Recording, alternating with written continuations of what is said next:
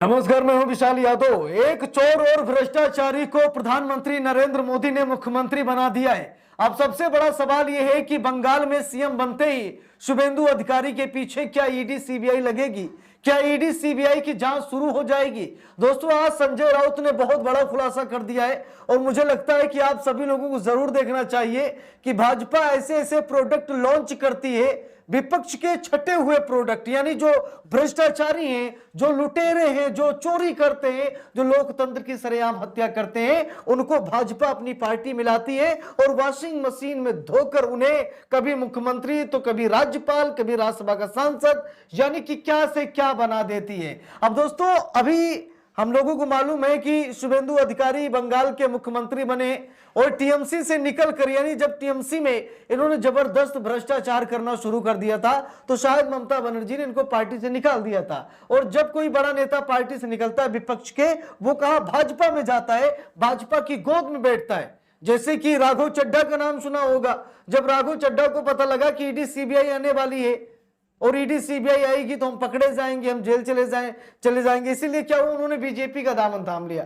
ठीक है, कभी बीजेपी को अनपढ़ गंवारों जाहिलों की पार्टी कहा करते थे, आज उसी पार्टी में बैठे हैं। ठीक है, तो बात ये सच्चाई क्लियर है कि बड़े बड़े भ्रष्टाचारी, लोकतंत्र के हत्यारे, लुटेरे जब अन्य पार्टियों से निकलते हैं तो वो कहां, बीजेपी में जाते हैं। और संजय राउत आज यही बता रहे हैं, बोलता हिंदुस्तान की रिपोर्ट है और लिखा भी है, शुभेंदु अधिकारी ऑन कैमरा रिश्वत लेते पकड़े गए थे।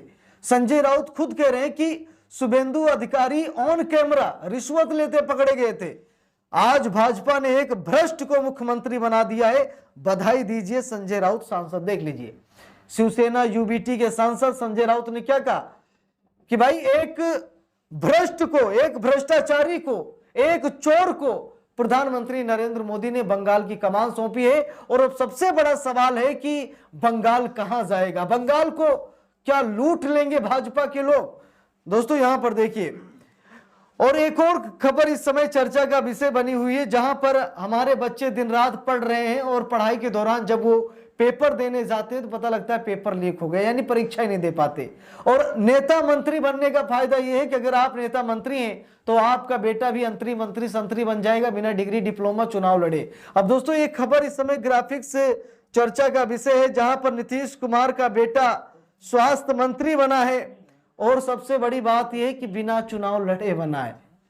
बिना चुनाव लड़े नीतीश कुमार का बेटा स्वास्थ्य मंत्री बन गया है। स्वास्थ्य तो उसका सही नहीं रहता, हम सभी लोग देख रहे हैं, पता नहीं क्यों चेहरे पर झुर्रियां पड़ी रहती हैं, क्या कारण है आप सभी लोग जानते हैं। लेकिन नीतीश कुमार का बेटा बिना चुनाव लड़े वो क्या, स्वास्थ्य मंत्री बन गया है। हम लोग के बच्चे दिन रात पढ़ते हैं, जब पेपर देने जाते हैं तो पता लगता है पेपर लीक हो गया, फिर वो 2-4 साल मेहनत करते हैं, फिर पेपर लीक, यानी कि एग्जाम लोग दे ही नहीं पा रहे हैं हमारे बच्चे, और नेताओं के बच्चे सीधा मंत्री बन रहे हैं। अभी निशांत कुमार जो नीतीश कुमार का बेटा है भाई, सीधे स्वास्थ्य मंत्री बना। वहीं पर उपेंद्र कुशवाहा का बेटा मंत्री बना, बिना चुनाव लड़े। वहीं पर जीतन राम मांझी का बेटा मंत्री बना, बिना चुनाव लड़े। आम जनता के बेटों को पेपर देने के बाद नौकरी नहीं मिल रही है और नेताओं के बेटे सीधा मंत्री बन रहे हैं।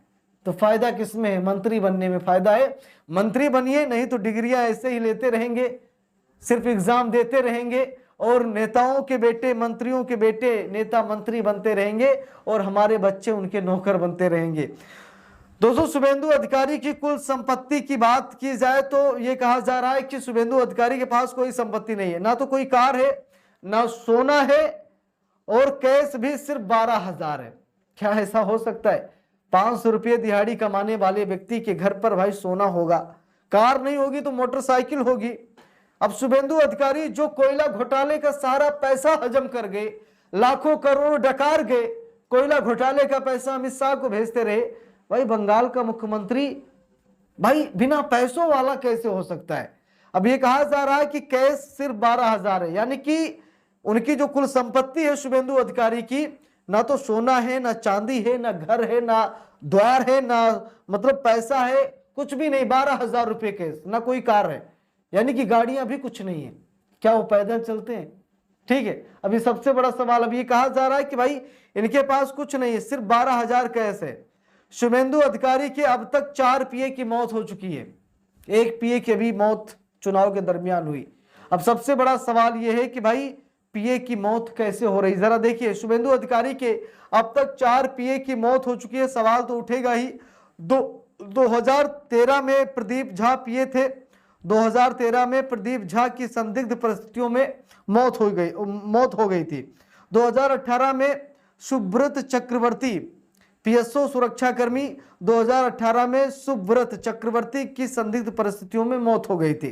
2021 पुलक लाहिड़ी जो कि पीए करीबी सहयोगी भी माने जा रहे थे शुभेंदु अधिकारी के, 2021 में पुलक लाहिड़ी की संदिग्ध परिस्थितियों में मौत हो गई। और 2026 में गोली मारकर चंद्रनाथ रथ की हत्या की गई, हम सभी लोग जानते हैं।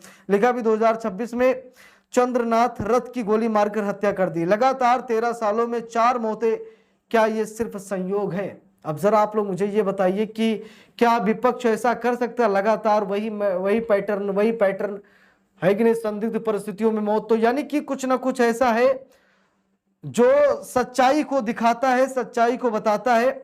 अब कैसे पीए की मौत हुई शायद मुझे बताने की जरूरत नहीं है, आप सभी लोग अच्छी तरीके से देख सकते हैं, समझ सकते हैं। ये मतलब संयोग नहीं है, बल्कि ये सोची समझी साजिश के तहत सब कुछ हो रहा है। अब सबसे बड़ा सवाल ये है कि शुभेंदु अधिकारी पर क्या कोई जांच होगी? मुख्यमंत्री तो बन गए शुभेंदु अधिकारी, क्या मुख्यमंत्री बनने के बाद ये कानून से बड़े हो गए, संविधान से बड़े हो गए? हमारे देश की जुडिशरी कहती है कि देश में सर्वोच्च सिर्फ संविधान है, तो भाई ये लोग अपने आप को सर्वोच्च क्यों समझते हैं? बड़े बड़े कांड करने के बाद, भ्रष्टाचार करने के बाद ये सीधा मंत्री संतरी कैसे बन जाते हैं?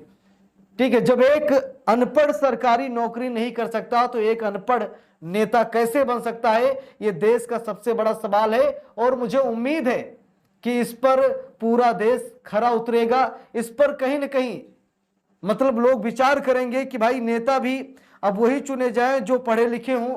अनपढ़ों की फौज तैयार करने का कोई फायदा नहीं है। अगर अनपढ़ ही मंत्री बनेंगे, अनपढ़ ही हमारा भविष्य तय करेंगे, जो खुद का भविष्य नहीं